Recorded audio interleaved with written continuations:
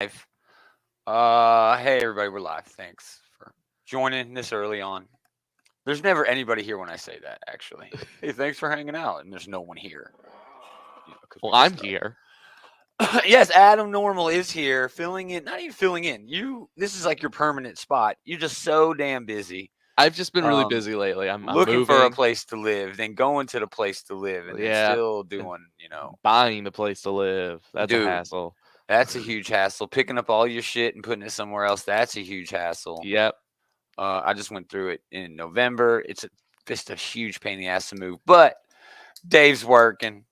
Taylor's on vacation. So Adam is here. We'll do segment one, talk about cool shit we did this week. I did some pretty cool shit. Anyway, Dan Slott news, Ric Flair news, Woo! especially for you, Oh yeah. and Bruce Campbell news. We went really light on the news. Did you watch Kenobi or Miss Marvel? Oh yeah. I watched both of those. Oh, well, we're going to talk about those. I don't have any pictures, but we're talking about. We got some lame food news, and we are going to do a moment of destruction, even though last spot standing is just all right. It's aight. Just all right. And then top three. Anything else, dude?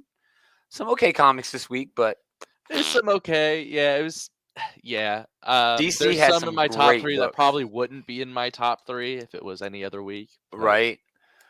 Right. Oh, hello. Thank you, Robert. Hello. Thank you for stopping by. We're going to talk about a yeah, whole thanks, bunch of Robert. cool shit here in a little while, but yeah, everything's just been so busy. Summertime is supposed to be record heat this week. Everybody, please be careful. Please, take care. Like from coast to coast, like record fucking breaking heat. Oh yeah, yeah. It's nuts, dude. Nuts. We're in Tennessee. It's already hot. If I didn't read that Flashpoint book, I'm not reading that. I read it. I didn't read that. It may or may not be in my top three. Ooh, teaser. Ooh. Let's just do the damn thing. Anything else you want to add though? Nothing. There ain't No, nothing no, else no, not going on. really. Yeah, there's nothing else going on. All right, let's do the damn thing. Just do it. Ka-ching. Mm-hmm. Oh yeah, today is Superman Day.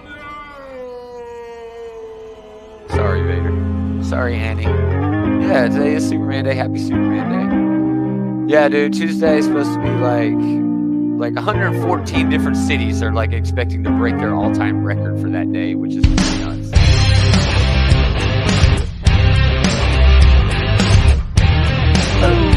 I got AC though, so I'm good. Greetings, geeks. Welcome back. Another episode of this Geek and Comics, Outright Geekery's comic book shit talk show. Talk show. It's Gomer and Adam Normal hanging out, kicking it. Talk about What's going nerdy on, man? shit for a while. Most of the comic, man, fucking nothing. My neighbors. I lived in the city, like 40,000, 50,000 people in Hendersonville, something nuts like that. And anyway, I lived in a city like that most of my life. Didn't talk to any of my neighbors. I had like 5 neighbors. Didn't talk to any of them over the course of like 20 years. Never, didn't know their fucking name. Didn't know nothing. So I moved to a little small town in Tennessee in November, and I only have one neighbor, and we talk all the time. He's like an 80-year-old dude. Oh, you're He best calls friends now? yeah, we're like best friends. He calls my old lady just to say, hey, what's going on in the neighborhood? What's going on? Well, anyway, his basement flooded yesterday, so Oh, I that worked sucks. yesterday helping Yeah. this old fuck clean up this basement. It wasn't bad, about 50 gallons from Well, that's good though. That's the a neighborly busted thing to faucet. do. Exactly, that is the neighborly thing to do. I am a great human being. Tell me how awesome I am. There you go. You're getting your karma points. But the nerdy shit I did, I watched the George Carlin American Dream documentary series. It's like Oh, that's 5 awesome. hours. I bet that's great Um, though. It is. I mean, George Carlin is amazing. It's basically like a celebration of his life, which is cool. And I don't know. They did what the documentaries usually do. Oh, here's an interview with Seinfeld. Here's an interview with Chris Rock. Here's an interview with Kevin Smith. And I'm like, why Kevin Smith? And it's like, oh, yeah, he played in one of his movies one time. Fuck. It was so stupid. Like, I give a shit what Seinfeld thinks about this guy.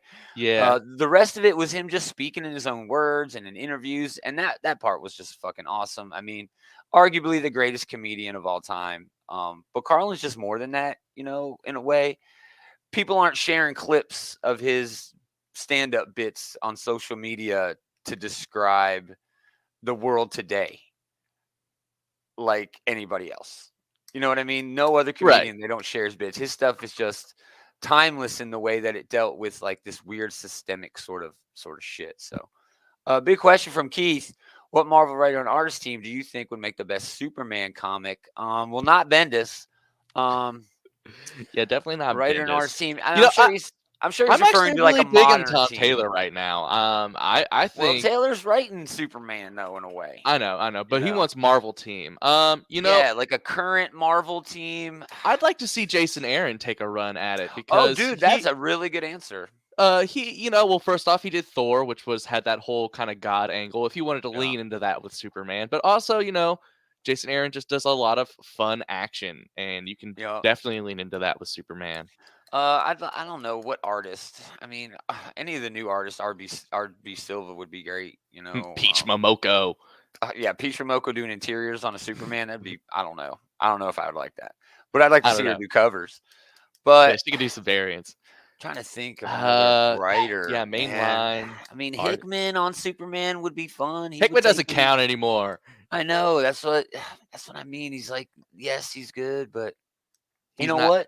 He doesn't I count want as to see Marvel. Donny Cates on Superman because I want to see the biggest, Oh, dumbest, most you ridiculous want to see Superman all the ever. fanboys I want to rage. see all the fanboy People rage. people complained when he got that solar power, or that solar flare power a couple years ago that Jeff Oh Johns man, he gave would him. go way above that. He would go way above and beyond that, Donny Cates. Did you do Like anything cool this week? Super Saiyan Donny Cates. Nah, man. I'm Dude, just I would be okay. Hold on. If Donny Cates took Superman Super Saiyan, dude, yes.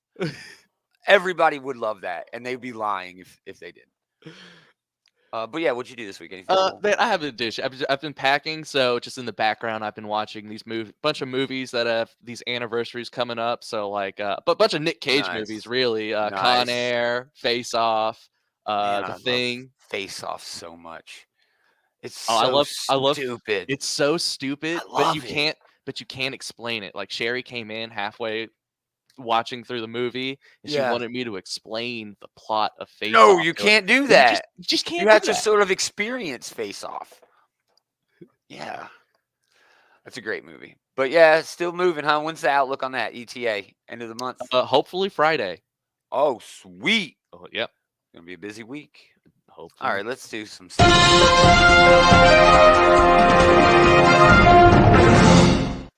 And it is a big bunch of dumb, stupid news. First up, Dan Slott, someone I do not want to see write Superman. Oh. Dan Slott would actually probably be okay writing Superman. You He know? could, no, I don't. Yeah, but I would. He can have an Action Comics run. Yeah. Oh yeah, Al Ewing, that's a good one. Lemire, I don't count Lemire as a Marvel Comics writer either. He moves all over the place, but yeah, Jeff Lemire doing Superman would be cool. But yeah, Al Ewing for sure. Al Ewing writing anything is a damn good call.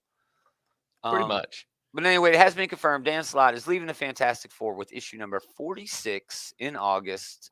We don't know who the new creative team is, and you can't really even see it. It just says up here, Dan Slott's groundbreaking run comes to a startling conclusion. I don't know if it was groundbreaking, but then again, Yeah, it was by no means groundbreaking. I didn't really read the vast majority of it. Most of what I read was just Empire, and that didn't blow my socks away. So he had, like Ben and Alicia getting married. He introduced what that gate thing, the Infinity Gate or whatever the hell it was. I don't even remember. But this issue, this last arc, is supposed to be introducing Reed Richards' long lost sister. Okay.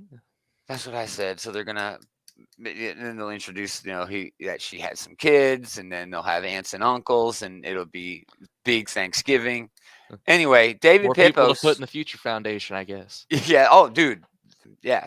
Please redo Future Foundation. Relaunch that title. But we know issue 47 is a Judgment Day tie-in. It's going to be written by David Pepos, who's currently writing Savage Avengers. Issue number 2 of that was out this week. It was not bad. It did not make my list, but it's on my list. Oh, is it? Yeah. It was solid, dude. But it was solid. It was just big dumb fun. Yeah. Like the book is supposed to be, but we're not sure if Pepos is going to take over the book permanently after 47. I would be okay with that. I like David Pepos. He's a damn good writer, and I want to see him getting more work at Marvel or the big two at all, in any way. So yeah, I'm just excited that somebody else Fresh is start. writing the book. Not that I have anything against Stan Slott. I just haven't been Me reading the neither. run, and Yeah. I've kind of gotten that Fantastic Four itch, I and do too. I didn't Man. want to jump in the middle of that run, especially now that Yeah. it's at the end of it. I followed the run the first 3 or 4 issues. Slot is just either really hit or really miss for me. He's either a bullseye or he's not even on the board, and it just didn't grab me early on. I talk shit on his Spider-Man run, but I have like every fucking issue of that Spider-Man run, and it was okay. You Looking know, back, yeah, that run's looking pretty back, great. it had some really, really high I don't know about points. great, but It had some really high points it's better than what considering the we've been shit. getting lately. Exactly, the shit we've gotten since Nick Spencer, and then that team that sucked. Zeb Wells he's doing okay, but damn, It's half a good Spider-Man. book, but he is hamstrung with JR doing the art for him. And it's not even that, dude. It's just Spider-Man is just constantly shit on. I'm just tired of constantly shitting on Spider-Man. I know it's sort of like, the stereotypical thing. It's tradition to shit all over Peter Parker and Spider-Man. It's just I I'm hate that over he's it. constantly getting shit on, and Over I it. hate this this in medias res like It doesn't even mystery, make false sense to mystery me. that they always do, It is. It's a big where they red shit herring. on him, and then they're like, "Well, why did they shit on him?" And whatever the reason is never good enough to It's justify never just good not enough. telling us right off the bat. It's never good enough, dude. Never. All right. Anyway, moving on. Woo! Ric Flair comic confirmed. Name of it is codenamed Ric Flair. He needs that money after. It is a Kickstarter. It is. Yeah, it is a Kickstarter. A couple variant covers. It's an ash can. You can only get it through the Kickstarter, but there is talk that they are going to release it regular style, maybe through Scout Comics. We're not sure yet. But yeah, I mean, the Nature Boy, the limousine riding. Yeah, all that. he's the greatest to do the game, but to play the game, but at the same time, he's under some heat right now. Yeah, he's always been under heat for that sort of thing. It's kind of like he's synonymous with being just a perverted old man, even though he's just a perverted old man. But it's interesting. I mean, it's written by James Hake. It's got art by Rafael Loreo. I'm not sure if that matters. The first full issue is nearly complete, and the Kickstarter campaign for it is scheduled to launch in early August. So, the limited edition release of this first issue will drop in late July, just in time for His last match at StarCast in Nashville, Tennessee. Actually, you going? Yeah. Are you going? I am not going to that. No, I don't want to watch him die in the ring. Are you crazy? They almost got me when he tried to get Ricky the Dragon Steamboat. But, yeah, my kid was he was try smart to enough. talk me into going. He to was that smart too. enough to say that I'm too old for this shit. I Ricky? ain't doing it. Yeah. I don't think they were going to pay him enough, dude. No, they definitely wouldn't have paid him enough either. Yeah, I think he'd have done it if the money would have been right. But oh well. All right, so yeah, we'll have more on that and that Fantastic Four news, whenever it comes out. But Bruce Campbell is also in the news. Is he ever not in the news for some reason? He's just always in the news because he's awesome. Sergeant Rock versus the Army of Darkness. That is sounds a crossover. awesome. That sounds so dope. That sounds fantastic. A DC icon returns, and so do the dead. And DC Horror presents Sergeant Rock versus the Army of the Dead.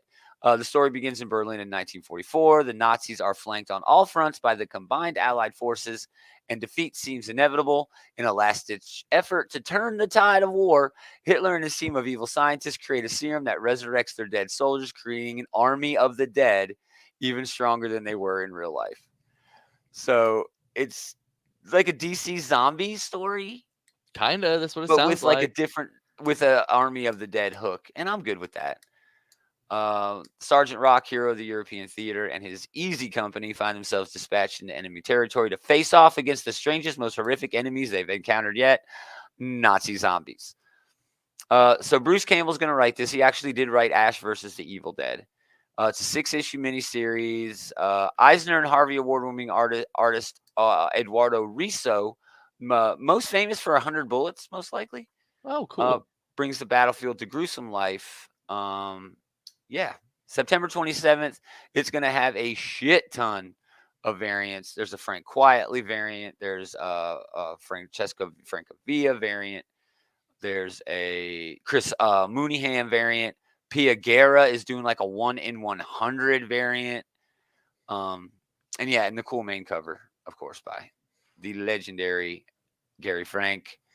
So this is a little bit fun for me because not because it's a crossover between the Army of the Dead and Sergeant Rock. It's because DC is so willing to do crossovers with other publishers. Pretty much anyone.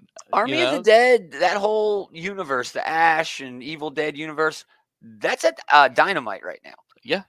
And they do some awesome shit. They've done all kinds of fun crossovers. Their main series have been. That's not the only publisher, though. I mean, they do stuff with Boom, with Power Rangers. Yep.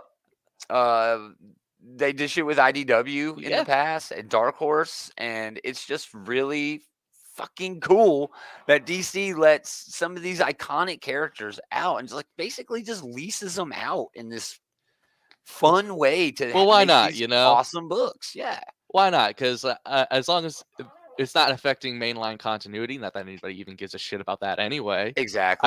I mean, look at Savage Avengers. Yeah, Savage Avengers gives no fucks about continuity. It's not taking anything there. I mean, what the hell was up with Hulk in that issue? Honestly. Yeah, Eli. Yeah, this looks cool. Army of Darkness meets Sergeant Rock. I mean, Eli's one of the biggest fans I know of that horror shit, especially the stuff that a lot of other people do not read. Especially the Dynamite stuff, and I'm just a huge fan. So, all right, let's wrap up news with a couple of TV shows. It's great that Disney Plus has given us so much, but damn the overlap here with these two shows. Yeah, the overlap is a little weird with these two. I get it; it's a different audience, maybe, but not really. Maybe Marvel and Disney just thinks that Miss Marvel is being a show for like young kids, and I guess it is. It's definitely its target audience is definitely different than Obi-Wan Kenobi, but the same general audience is, I guess, watching it. I don't know. It's hard for me to gauge because we're comic fans, right? So if they put something we watch out, everything. Exactly, we read everything too, no matter if it's all ages. I mean, Tom over here talking about DC Hanna-Barbera in terms of the crossovers.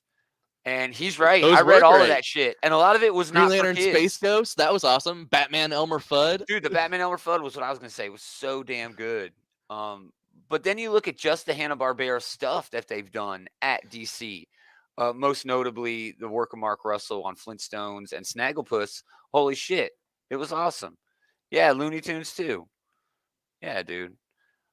Anyway, Obi-Wan, having escaped Vader, Obi-Wan and Tala infiltrate the Inquisitor stronghold on the ocean moon of Nur in the Mustafar system to rescue Leia.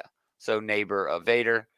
They're now being interrogated by Reva for details on the path. During the infiltration, Obi-Wan discovers a trophy vault filled with preserved corpses of Jedi who have been captured and killed. Somebody thought they saw Mace Windu in there. Oh, really? Yeah, it was a little brief shot. I mean, it could have been any ball. I didn't really inspect it. I'm sure there's all kinds of Easter eggs in there. Yeah, including a youngling. While they are successful in freeing Leia, Tala's cover is blown and their presence is revealed. They eventually escape.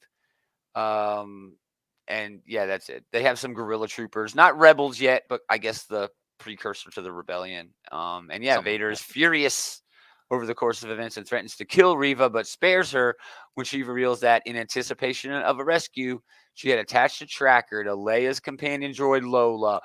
Bum, bum, bum. No. Fucking Lola. Betrayal. The betrayal of the droid. I mean, this show is what it is. Okay. It is what it is. This episode in particular was just kind of your typical prison escape episode. Yeah, it was a breakout. Yeah, it was a breakout. That said, it was good. The quality of it was great. The production value of it's awesome. Ian McGregor's great. I love Reva, dude. She's a cool character. Reva's fantastic. Yeah. I don't know why she keeps getting all this shit online. I think she's I don't great. know either. I think it's made up. I don't know. I don't want to dig into conspiracy theories, but I don't hear anybody really bitching about her as a character. I hope not. All I see is people bitching about people bitching. I think she's fantastic. I think it's cool, dude. Yeah, I mean, I think the meat of this series is, just obviously the Obi-Wan and Darth Vader dynamic, which is not as Yeah. prevalent in this episode as it definitely was in the last episode, which was just Oh yes, Eli. We know fantastic. why. We know why. Again, I don't think anybody's bitching about her, dude. I think it's all made up bullshit. I think the squeakiest wheels, get the attention, and that's what's happening. And I mean, again, I don't want to shit on Disney, but it is Pride Month, and every major corporation does it. They lean into it. And if anything, I think Disney is sort of leaning into that, saying, "Oh, look, they're calling our actress race, or they're saying racist things to our actress. We're going to stand behind her." Well, no shit, you're going to stand behind her. What the fuck else would you do, Disney? Of course. Why are you bringing more attention to these racists who, again, in my opinion, are the vast minority of people out there talking about this show? Yeah, I did see that. Eli saying it's not Mace. Dude had both hands. I didn't look that close. Maybe Mace escaped from his fall and got his hand back, and then later got caught. I mean, I don't know. Weirder things have happened in Star Wars. Yeah, no shit. But yeah, I too am enjoying this for exactly what it is. It's always fun when I get to visit this universe. You know what I mean? And Yeah.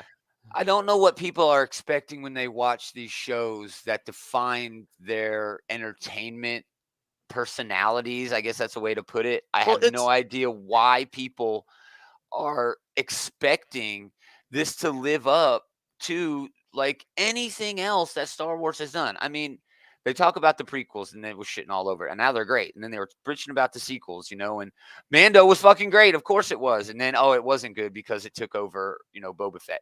I understand all of these beefs. I understand them all. But I just have a really hard time griping about something because it's amazing that we have this thing called Star Wars at all. And it's all because of how good. The reason this shit is still going on in every form that it's going on, books, animation, comics, TV, movies, is because the original trilogy was so fucking cool and ahead of its time. And it has this special place in pop culture. It basically helped invent pop culture as we know it, with, everything being part of pop culture. And I don't know, man. It just, Well, I it don't know. also invented all the negative parts of pop culture, it seems like, Maybe it too. did. Maybe it did. I don't know. Especially with online fan discourse, because Jesus, you can't talk about this show or this series at all. Yeah, people just get mad, and I People just have get a mad really about hard nothing, time man. understanding. Just sit back and enjoy it. And if you don't enjoy it as much as the other ones, as the originals, that's exactly why. Nothing is ever going to be better than your little self, your younger self, watching Star Wars for the first fucking time. It's just never going to be that way again, guys. Just get over it. Yeah, dude, rabbit ears and 3 channels. And I get that too. Everybody is. It's like, oh, why would you do a thing if it's not going to be better than the original thing? Oh, that's not it's impossible. You can't do that forever. It's irrational, and to expect that is just weird. And then a lot of people will go into it with the full intention of just picking it apart. They don't want to watch it to enjoy it. They want to watch it to shit on it in the most creative way possible. And it's like, who has the energy for that? Why do you want to watch entertainment to just be mad at it? Don't do that to yourself. Don't do that to yourself. Anyway, speaking of getting mad at entertainment. Speaking of getting, I love this. I don't know what you're talking about. I thought it was cool, dude. I thought this was fantastic. This was. Yeah, exactly. And I'm okay. Again, Andy's saying true. If you don't enjoy it, just don't crap over people who enjoy it. That's exactly right. You want to crap Don't on be it, an that's asshole about cool. it. Yeah, don't hate on me just because I'm okay leaning back and not giving a fuck as much and just enjoying visiting Star Wars, the universe. So, but yeah, Miss Marvel, go ahead, Adam. You were saying. I mean, I just thought this was fantastic. I really enjoyed the energy, the pace of it. The editing was fantastic. Cinematography was great, dude. Oh yeah, it was fantastic. Yeah. Those Spider-Man movies, they tried to ape that John Hughes feel, and I don't think they ever really got there, but this I really think got there. Yeah, I think so too. I think it did everything right for a modern young audience, and the only reason I say that is that's what the young audiences are saying. The reviewers and the people online who this is like made for, they're the ones who are saying, no, this is fantastic and this is great. And I had a fantastic time watching it. I had a really fun time. It was a Um, lot of fun. yeah, slightly better Naomi with better effects. I mean, I didn't watch Naomi because I didn't I watch don't. Miami either. Yeah, I don't watch I don't watch CW stuff. CW really. That's just a general rule. Yeah, it is kind of a general rule, and I know that sounds stupid because I did watch, every single bit of Well, Supernatural that and that was a loved it. different era, you know. Yeah, but now it feels like, yes, Miss Marvel is like pushing for that same sort of audience, the young viewer, maybe even like a family dynamic. Because I did dynamic that Kamala's got with her parents in this is exactly what I wanted, and it's pulled right from the comics. And that's really what I was hoping for Hmm. with this show. Yes, this girl coming of age, becoming a hero, but also I want to see her family and I want to see her friends and I want to see them living their lives and doing just the stuff that they do. Because honestly, a lot of people miss this, right? When Marvel Comics did all the young stuff with the Yeah, champions, a lot of people they did. missed the dynamic that Miles was having with his family that pulled right back to, Peter Parker when he was in school.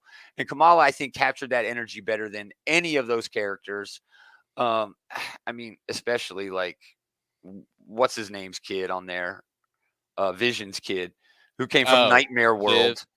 Who came from Nightmare World, created by Tom King. Um, Disney Plus just slightly better CW with better effects.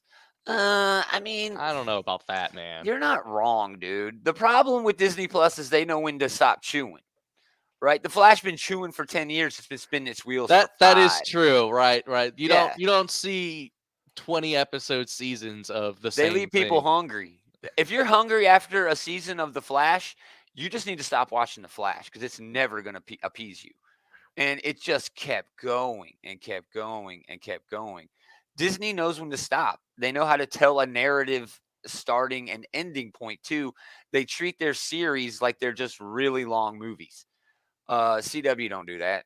CW's back on the old formula, the old Exactly. broadcast formula of, all right, let's entertain it for an hour and then we'll do it again next week. Now, Disney Plus wants to keep you for the whole run of the show and then wants you to, come back not for that show, for the next show. And that's another thing CW has problems with. All those crossovers that they did, it never really helped anybody lean into the other shows that were part of this whole Arrowverse thing, right? They really dropped the ball there. It never crossed over enough. Um, we got Tom shooting in. Fantastic First Ever from Miss Marvel, even if she is a lantern.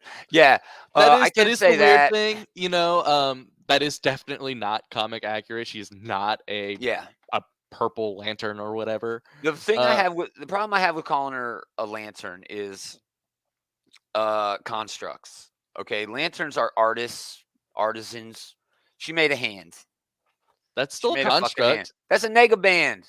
And nega bands have been around for, I mean, nearly as long as the Whatever. fucking It's lantern it's one. still not really her superpower, but Yeah, whatever. Like realistically, it didn't have any real effect on the show itself. exactly. So it I kind mean, of it gets a might moving pass. forward though. It Her might power. going Yeah. forward. I haven't seen it yet, but from what I've seen so far, it hasn't affected the show in any way Yeah. And that it's her not even powers is about that now for lantern me. Her powers. power, okay, and I say this saying that Kamala's power, her embiggening power, which is, interdimensional, multidimensional, it's so fucking rad, from a quantum physics sort of a level. Her powers are really cool. She basically borrows atoms from other universe versions of herself, throughout time and space, and it's fucking rad. So them moving away from that is kind of a bummer. But to me, this show doesn't feel like it's about her powers.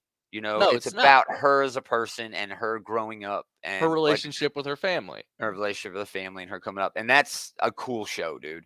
And I think it proves another point that about the MCU and how these shows can do it moving forward. And Eli, yeah, talking about the CW, the Lois and it's not Lois and Clark, it's whatever that Lois and show where it's the family, you know.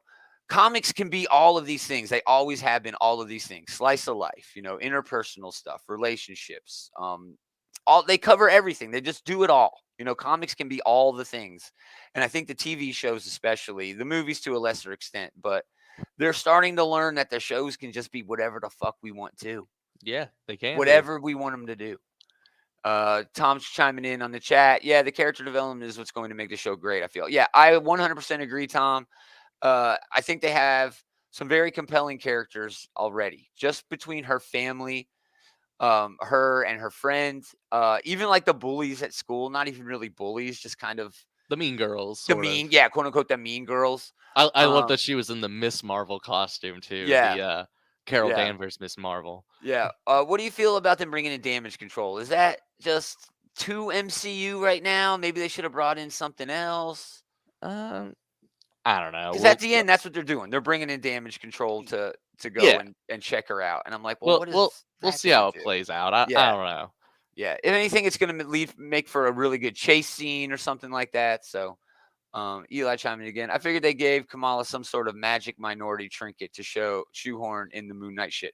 You know, you're saying like a really positive thing there, but also like a negative thing. It is sort of leaning into like this ancient item from our culture is what it gets you your power. And that could really turn out bad. That can sour really quick if they don't, deal with it the right way. Her mom seemed to know that there was something up with that little trinket, which, yes, could definitely do some Moon Knight bullshit. And I'd be okay with that as long as they pull it off right. But I don't think that's even going to matter because if they don't pull it off right, it's going to seem like dumb, cheap, stupid. Oh, we got this trinket from our culture that's so strange and different from other American white people culture. You know what I mean? That's what they're going to do, and it's going to seem cheap and disingenuous. But they got a great director, a great head there. So I mean, we'll just have to wait and see what happens. But again, fantastic first episode. I had a whole lot of fun watching it. Yeah. It is All kind of right. funny though to see. I don't know. The reason why we are having this whole discussion is because of Marvel's kind of first big failure in the first place, the Inhumans. That kind of shat Right. the bed. Because if that had stuck that show's landing, or even had made an actual movie out of it, It could have we been could so actually much have different. real Kamala Khan with her real powers. Well, But we could have done the Terrigen Mist bomb. We yeah, could have done some things like the Terrigen Mist cloud, where just a lot of people around the world just got powers. But yeah, it's too much like mutants. It's too much like mutants. Sorry, whatever that dude I don't know. was, the old It's just funny bastard. because it's just hilarious because Marvel spent like a decade trying to beat the Inhumans over our heads, and now Yeah. the Inhumans are completely gone, and it's just hilarious to see in the movies, the TV shows, and in the comics them trying to like swerve around them and get back on course. Yeah. I think it's going to be a Nega Band thing. Yeah, I think so too. I think that feeds into some good lore from the comics. I think you can do whatever you want with them. I think they also have sort of that cosmic angle that Captain Marvel has taken, since her origin.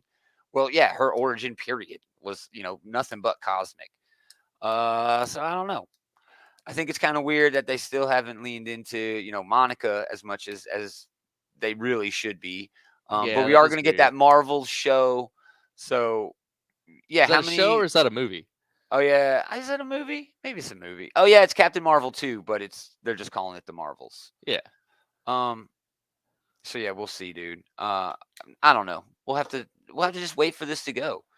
Yeah, I agreed. A good nod to Captain Marvel, right? The original. So, I don't know. We'll have to just wait and see, dude.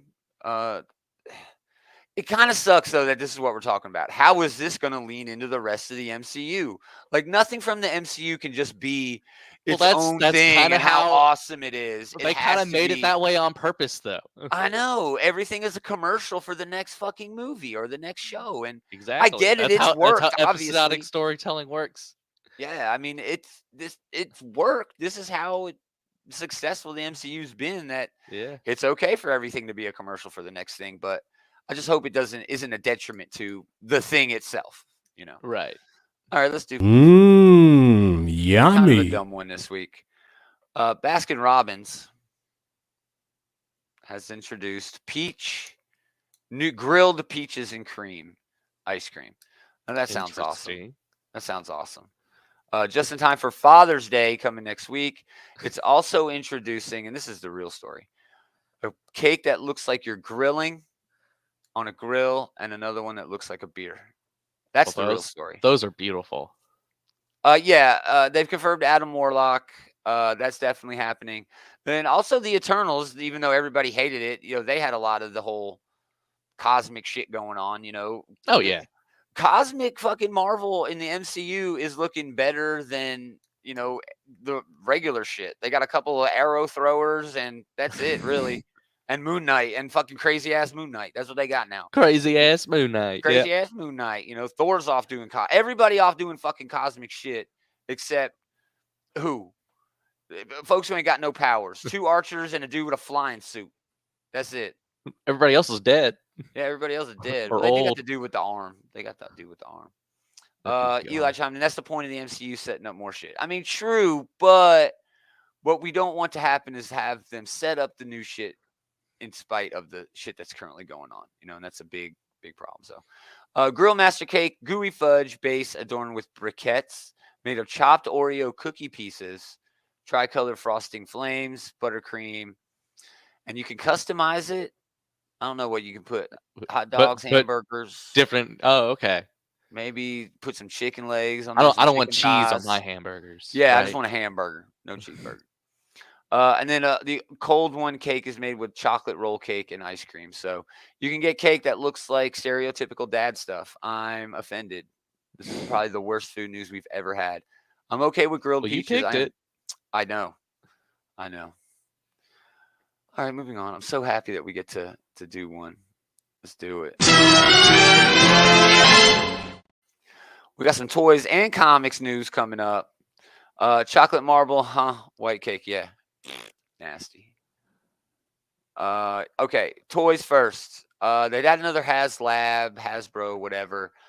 It was great. A lot of G.I. Joe classified stuff. A lot of repaints. There was a repaint on Barbecue, repaint on the Bat.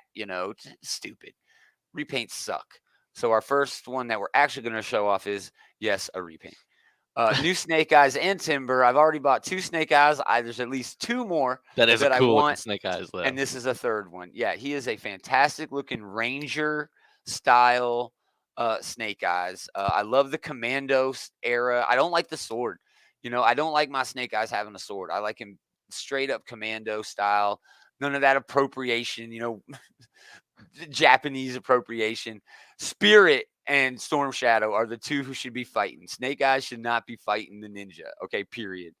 But that Timber, dude, looks awesome. Looks fantastic. The regular Timber is gray, like an actual, gray wolf would be. It looks like it has some great articulation on its legs. Oh yeah, he does. I mean, and again, these figures are already out. They're just repaints. Yeah. He doesn't even come with any new weapons or anything, dude. Just the same as the other one. I also want the movie Snake Eyes because he comes with a really cool weapon. And there is a Fortnite Snake Eyes who also comes with some really cool shit. Yeah, I know, a Fortnite Snake Eyes. But yeah, very good sculpt on this, as usual with the classified figures. But it's really the accessories. He comes with like this Ranger sort of wrap. I don't even know what the hell you call that. A scarf. Scarf sounds like he's going to the ballet and not going to kill terrorists. It does come with a couple of new weapons. It's hard to see this one with the arrow here. Or this looks like a bow and arrow at the top, at the front, yeah. Yeah. That actually is a gun that looks like it comes with the Alley Vipers, and it's meant to be like a rappel gun, like you can rappel off of cliffs and shit like that. Go up walls and stuff. Yeah. So that's going to be like $42. This is the SDCC exclusive as far as I know. Oh, man. That is a fantastic Sergeant Slaughter. Oh, it's a perfect Sergeant Slaughter. The only other one I've seen is like a 3-0. It costs $250. No word on what this is going to actually cost yet. Probably about $40. San Diego Comic-Con exclusive as far as I know. Glasses come off. Hat most likely comes off.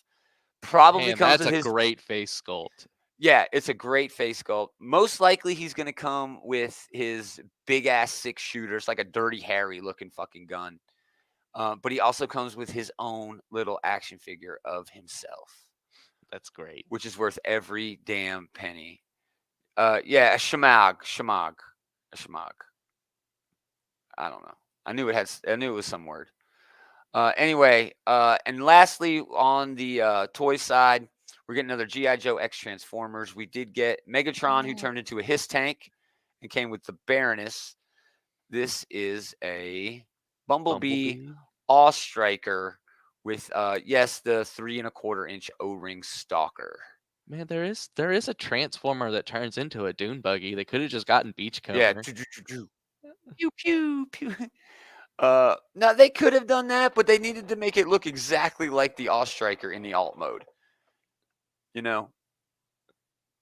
And it does. It does. It looks perfect. I don't collect the 3 1/4 inch. I only collect the 6 inch. So even though I do have, I don't know. Bumblebee just seems like a weird pick for that. Well, he's the top guy, though. I mean, he's one of their best characters, most well-known characters. He is. So, yeah, I don't collect those, but I do have a few of them. I don't seek them out. They just find me a lot of times. But yeah, those are the toys. And now a review. Last Bot Standing, number 2. Not a bad series. It's not bad. It's just sort of turned into this weird sort of post-apocalyptic cannibal story. Well, yeah, it has sort of turned into that. So this is definitely in your old man vein of books. This is old man Rodimus, basically. Yes, it is.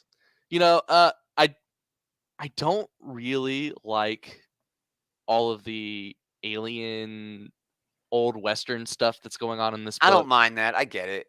I get it, but at the same time, I don't know. It seems pointless. It does seem pointless. It seems like the same old Transformers tropey shit where, there's humans here who we have to protect now from them stealing their energy. It's shit that I've read before.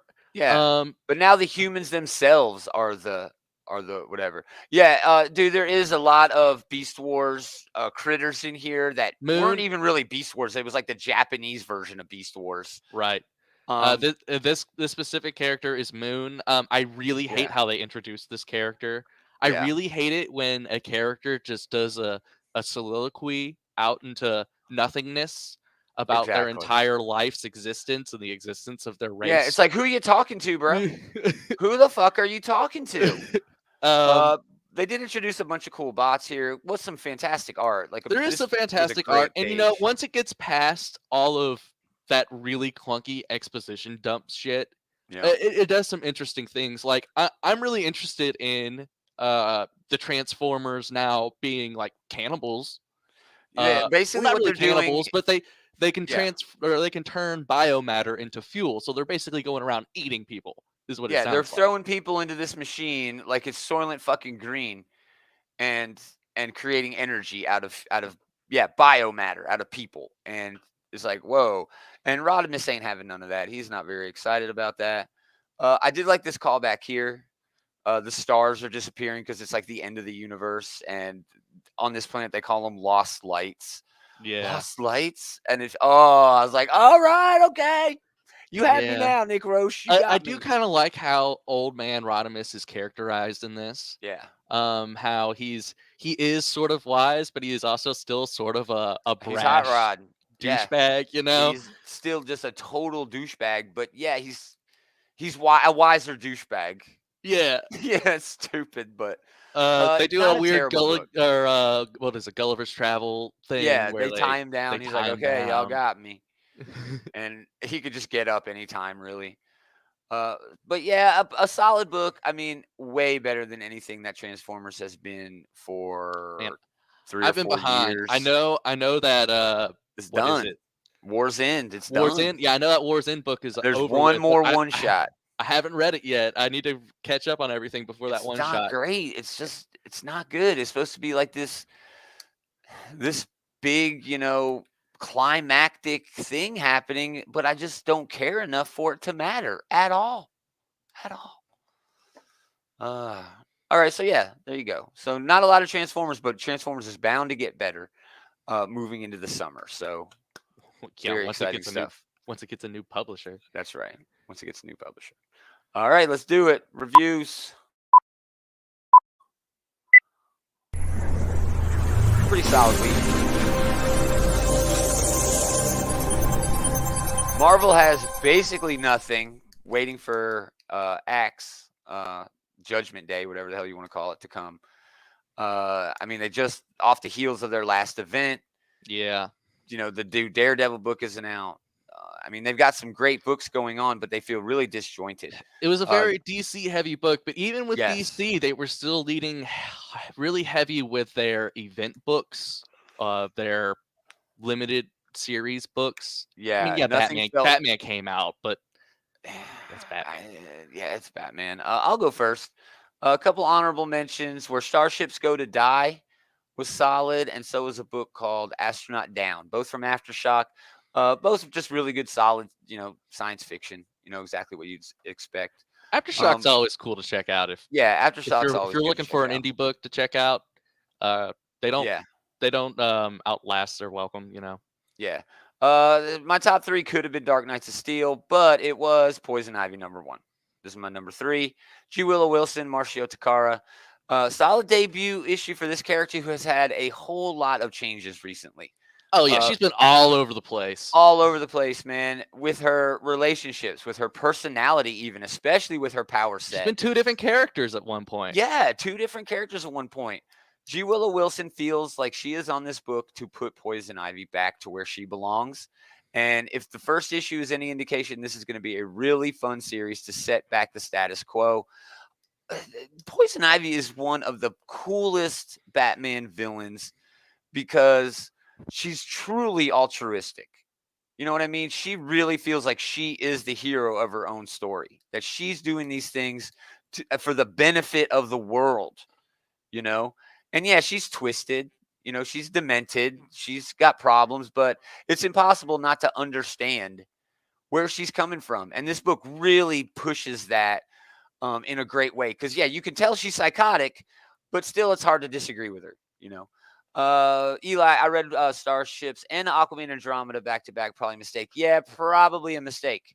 They both talked about the same location on Earth, Point Nemo, which is an actual location. Point Nemo is a spot in the ocean that is the furthest spot from any land.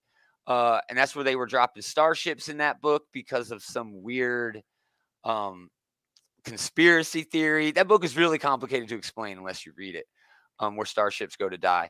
But yeah, Aquaman Andromeda, it was okay. It was well written. But the art, I love the art.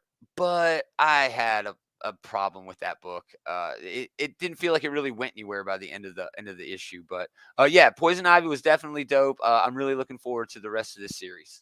It was a good book. That was my number 3, Adam. All right, honorable mentions. Let's see. Batman 124. Like I said, it's Batman. It's the end of the Williamson run. Wrapped up the Abyss shit.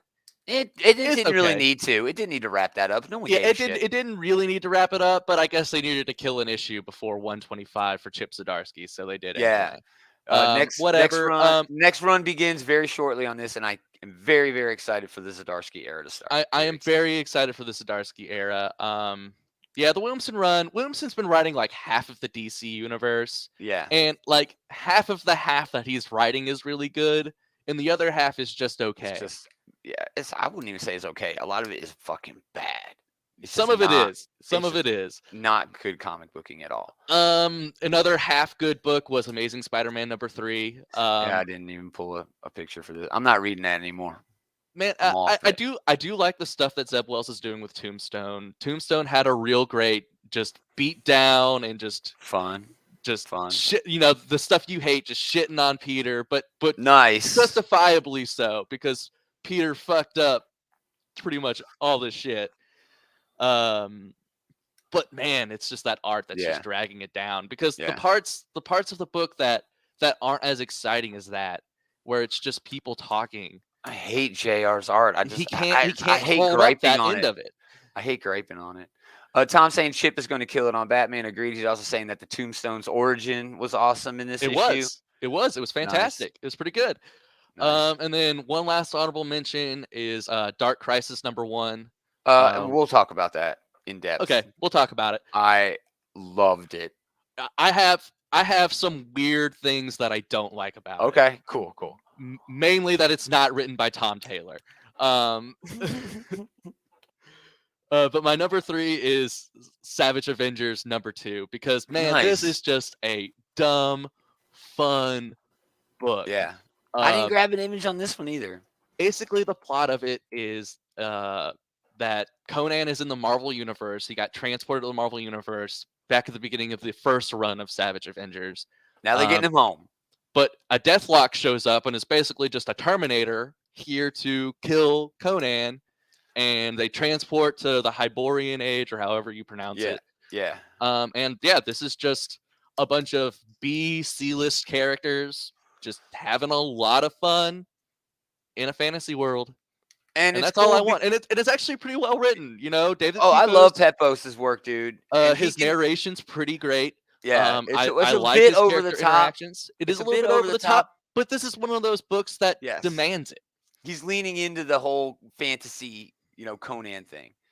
Tom in the chat, love seeing Devil Dinosaur. Yeah, that was a really fun moment in that book. It was a whole lot of fun. I like the fact that Pepos just took so much, like you said, B and C list characters and could do just whatever the fuck he wants with him. Like the Hulk, Weapon H in this. He just goes Red Hulk with wings and shit out of nowhere from Al Ewing, basically from Al Ewing's run.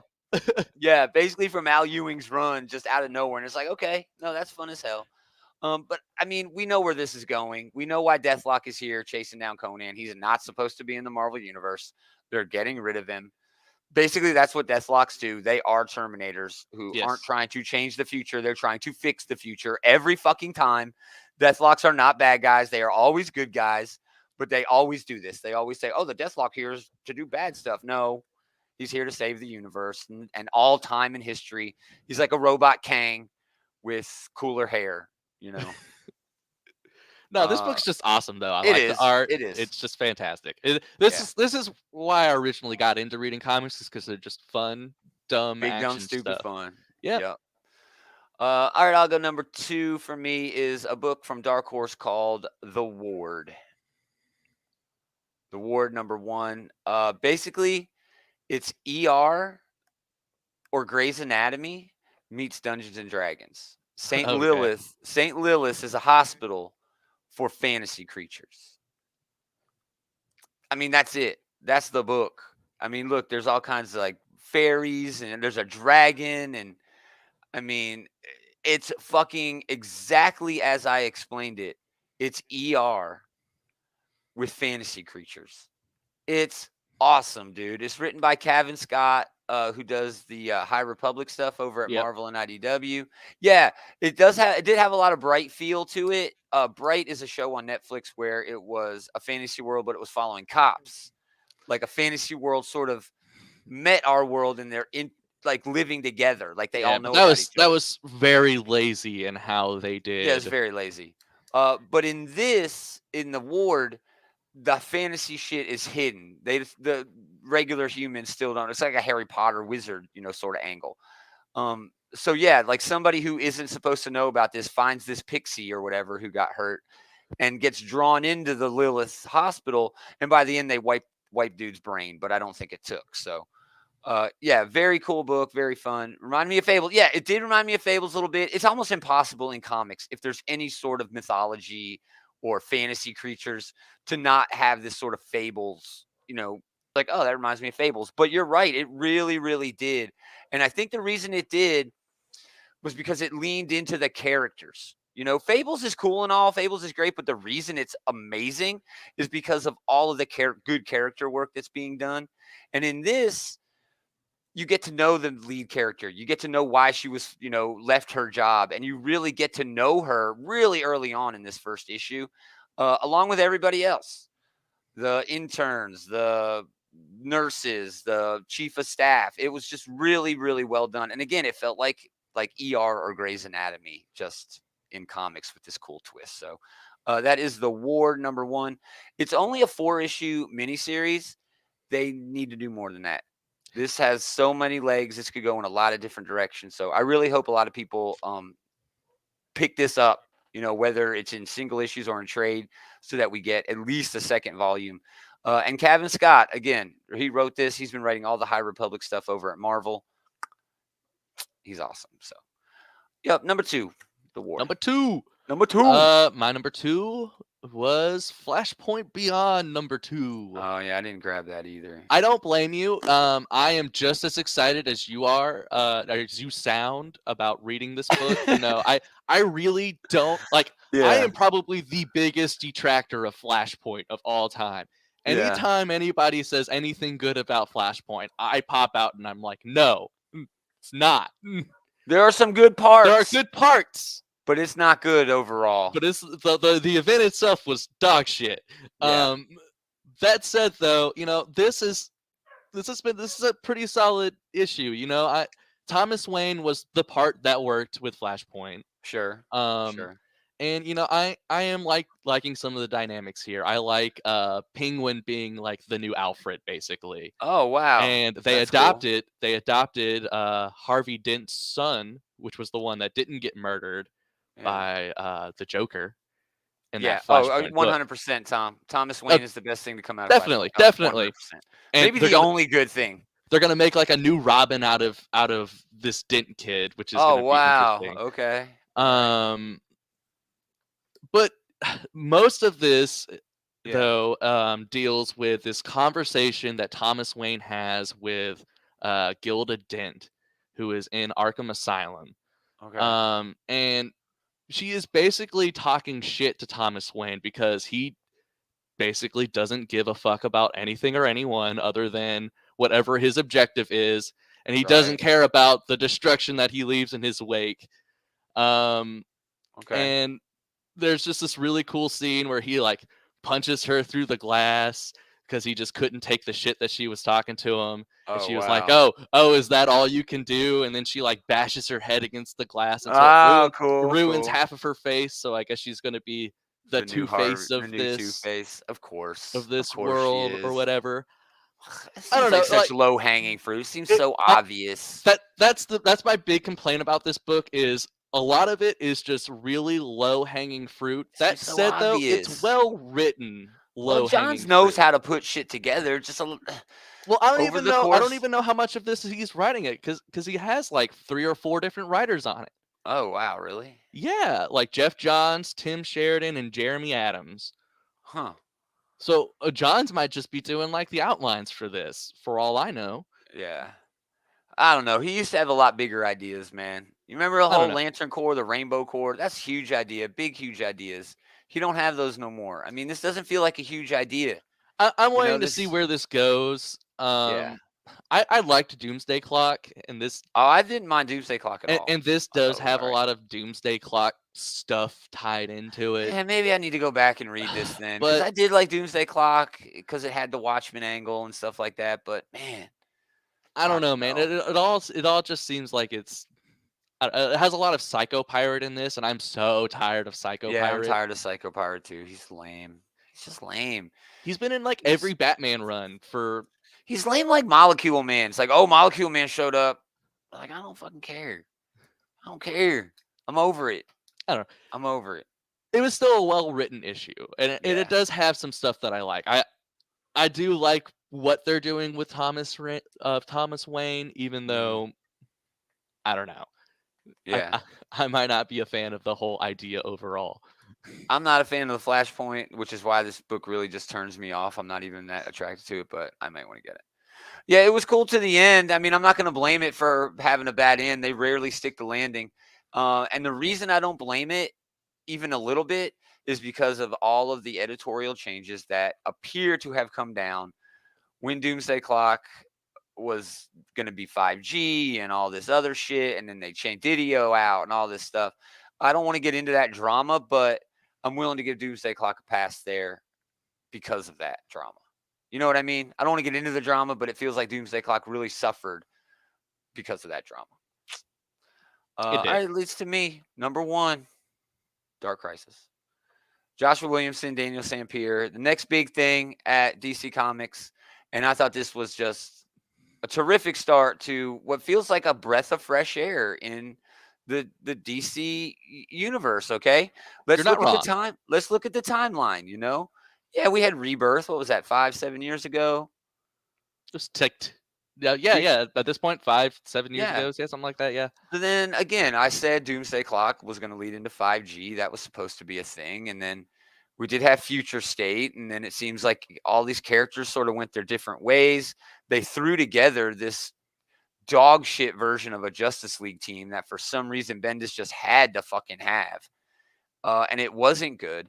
But then they took like all the best parts of that and kept them as part of the DC universe, but it still felt disjointed. It didn't feel like it was a cohesive shared universe. And I've been saying this for several years at DC, perhaps even longer at Marvel. The Avengers books don't feel like they do anything. Well, do we? And I get it. We have to have a big event to get these, actors to cross over. I think that's bullshit. I think that's stupid. But with all that said, I still like it when it happens because I like my shared universe to be a shared universe. Well, one of the and this things was that I will great. say is the strength of Joshua Williamson writing half of the DC universe is that he has done a really good job of connecting all of the stuff that he's been writing. Exactly. Yeah. He's done that perfectly. Whether or here. not it's worth reading all that stuff he wrote is No, it is not worth reading all that stuff he wrote. but Not he does for a really this. I good don't job think of you need connecting it. it all. But I don't think you need it for this. I think Williamson does a great job of letting you know exactly what's going on. He does it with this big, sprawling funeral scene, about the Justice League being dead. He gets into the story that Black Adam told in the Free Comic Book Day and the death of Justice League that happened in Justice League number 75. And then he introduces new shit. He has John going around the planet interviewing basically all these potential all heroes these new to join heroes the that have team. popped up over the year. Yeah, all these heroes, and they have all been recently introduced or made to be more popular. Basically, since Williamson has been in the position he's in at DC Comics. All right, Killer Frost. Why does everybody give a fuck about Killer Frost? Because she's on the fucking Flash show. That's why. Why do we give a shit about Shazam in this? Because Shazam just had a big ass movie. Why do we care about Jackson, the Aquaman, in here? Why do we care about Booster Gold and Blue Beetle? Because they just had a killer miniseries that everybody should go and read because it was awesome. Why do we care about Damian? Same reason. Dr. Light, the other Blue Beetle, all getting these things that are happening either in comics or on the screen. And I really think Williamson leaning into that popularity of all of these characters, even the ones who said no, just makes this the beginning of what appears to be one of the biggest summer blockbusters that DC has ever done. I mean, that's the way it's leaning up. Tom chimes in. I'm really looking forward to seeing Blue Beetle and Booster Gold in this book. Yeah, me too. They had a great run. Wasn't that Orlando writing that book, I think? But yeah, it was very well done. Here is your new Justice League. I love the team. It's weird having two Kryptonians on this team. Well, that was supposed to be Miss Marvel, which it was supposed to be. I wish Mary it Marvel. was Mary Marvel. I wish it was Mary as well. I think that would be a lot cooler. I'm not sure why the Mary Marvel character kind of got pushed to the side because there was a miniseries that she was going to be in as well, but she's gone. And I love Frank on this team. Oh yeah, I always really love cool. Frank. Anytime Frank's around, I'm always willing to read that. Yeah. So it makes for a really good dynamic, I think, here with this team.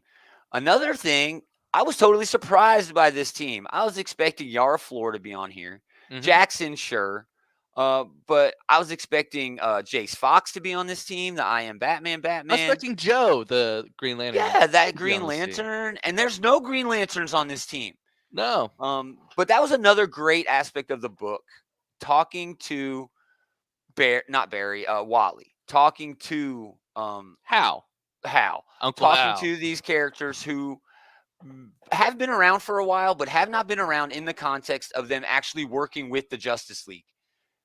They've been out of pocket for a long time when it comes to being on the Justice League team. Oh, yeah. And Hal hasn't been on Earth for like a decade. Yeah.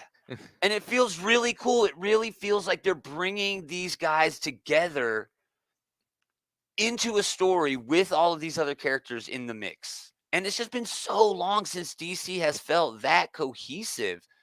Tom, Black Adam's hating on there being too be. Yeah. Oh, Black Adam's great in this. Yeah, Black Adam is really great in this because he's like really scared, really worried, but knows that he's got to do this other thing, to protect Kahndaq. But he's also like, he reminds me of Namor a lot in this, But there were some other problems. Titans Tower getting raided because now there's no Justice League, so we can just do what we want.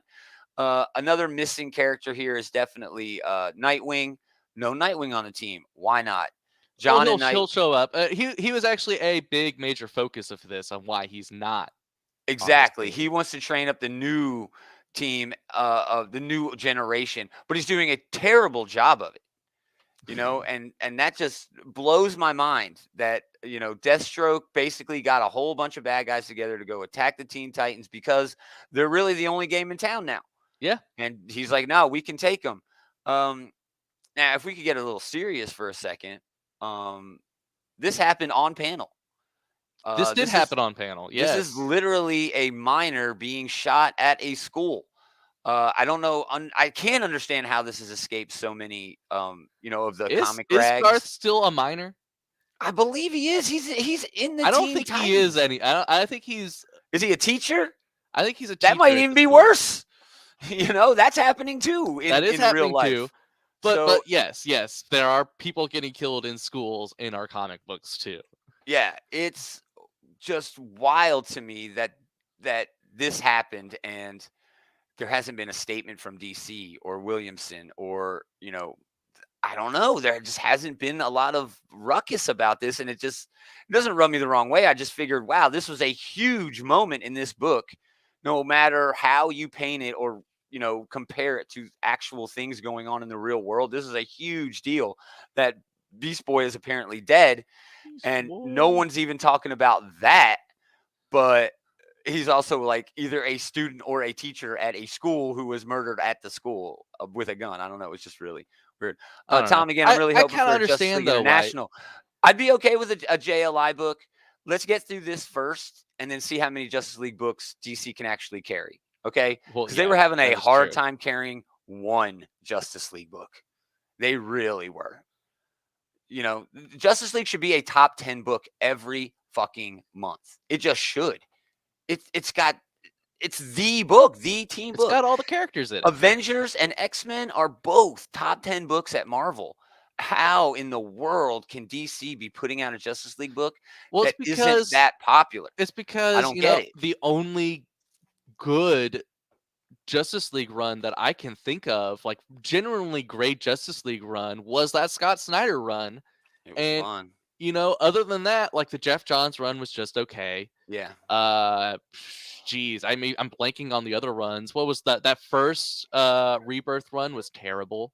Yeah, dude. I mean, they just Brian Hitch run. That's what it was. It was awful. The Hitch run was awful. Johns did a good run, like you said, but Bendis just dropped the ball on it, and again, not shoehorning, but bookending the end here. They did shoehorn in the Justice League. The fact that they are not dead. That what's his name is Pariah, I guess his name is using Pariah. them to power his multiversal destruction machine. Yeah.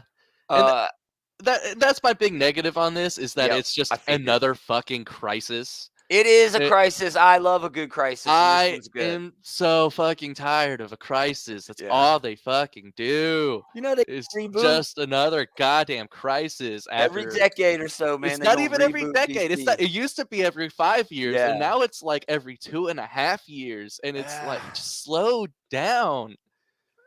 That said, I do love that they're focusing on all of these new heroes. It's just when I'm reading this book, it's focusing on John the whole time, and then when it's not focusing on John, it's kind of focusing on Nightwing or throwing the focus towards Nightwing, as in why is he not here? And it's like both of those guys are Tom Taylor dudes. Why is Tom Taylor not writing this book? I mean, you're not wrong there. I feel like there is a better book here if another writer is writing it. I feel like Williamson had this idea and he wanted to run with it because he is the guy. This is his story, and it's still good. And I'll probably he deserves it, and he deserves it. I'm just not excited about it.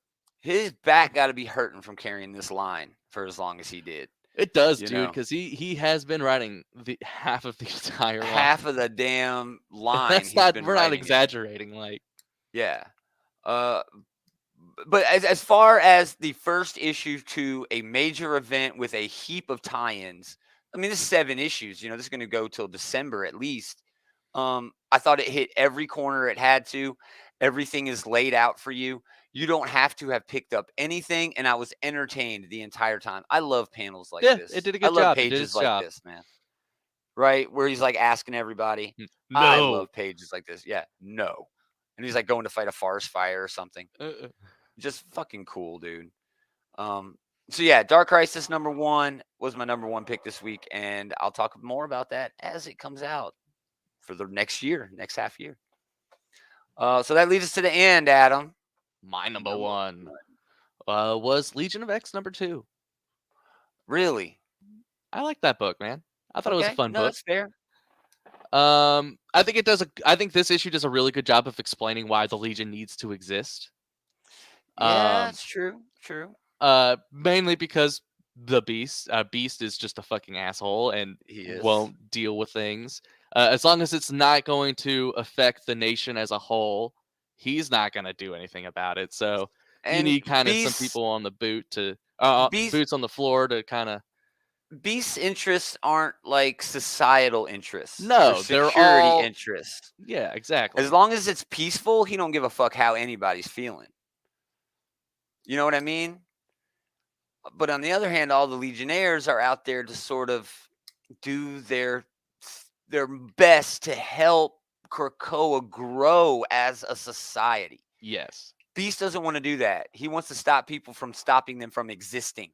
Exactly. So it is but the threats are equal. The threats should be, dealt with equally. And I think that's what this book, at least this issue, was leaning into very hard. How important it is for them to deal with the social health of Krakoa. Exactly.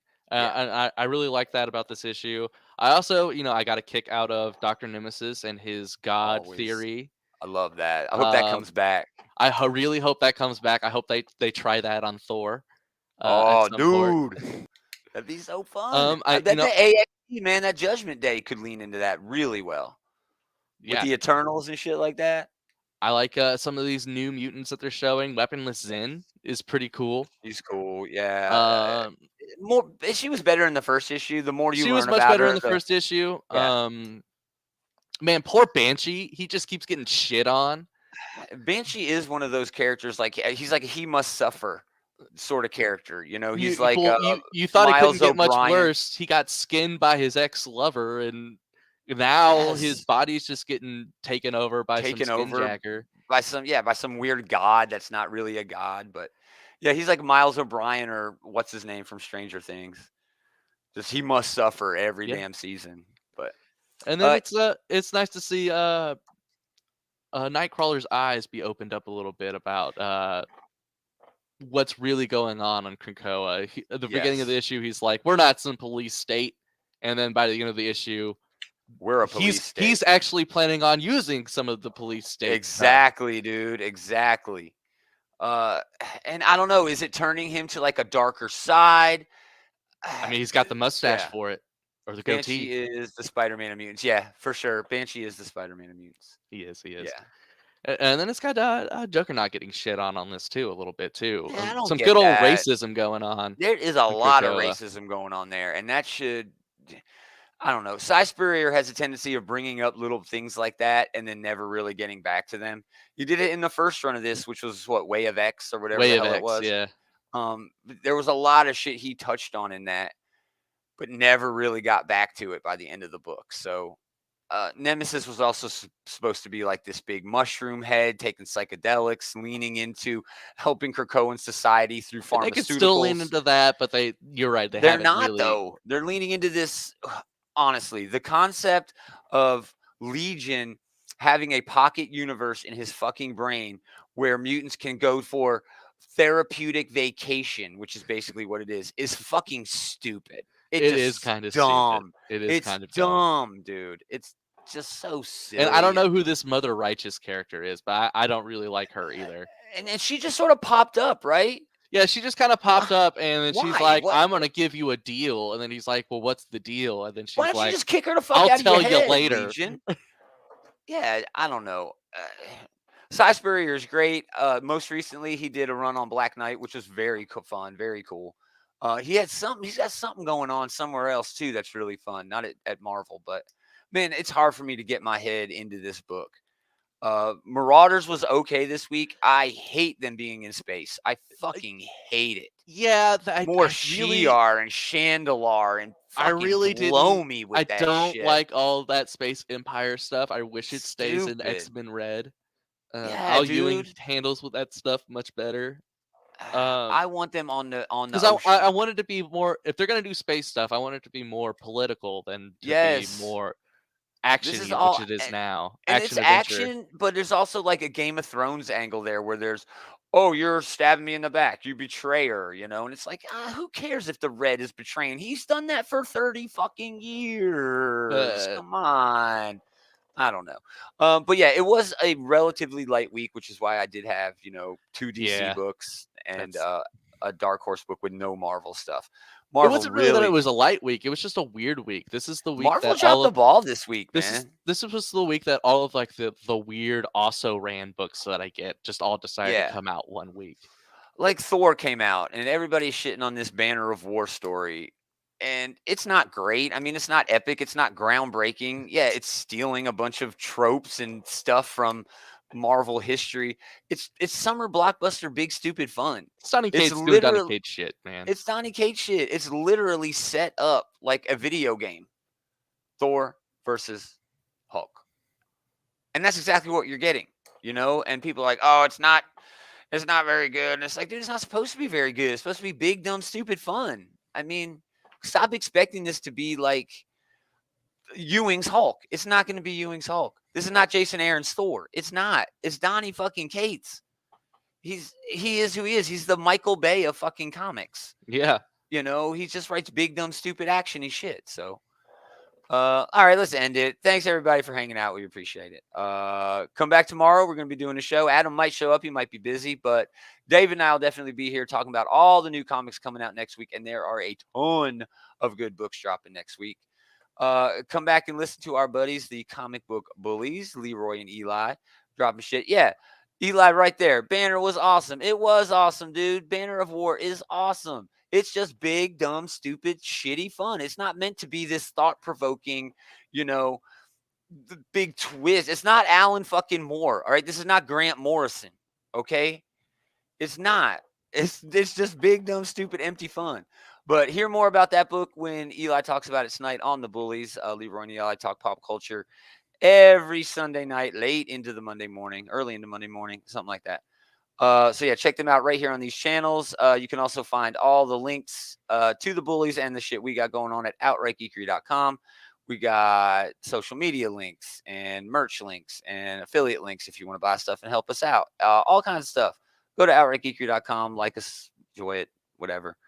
Again, yeah, we're going to be back tomorrow night with me and Dave doing some previews. But thanks again, everybody. But most of all, thanks to this guy for hanging out with this guy. It's all about, welcome, man. It's all about family. It is all about family. Unless Unless you make them all quit. Unless you're moving. Then, yeah, I don't even know you. I don't even know you at all. We are going to do it again next time. Same geek time, same geek channel. I missed that. You're going to have to get Dave's ass to help you. He's right up the street. Hey, bye, Andy. Thanks for stopping by. Check out Andy's stuff on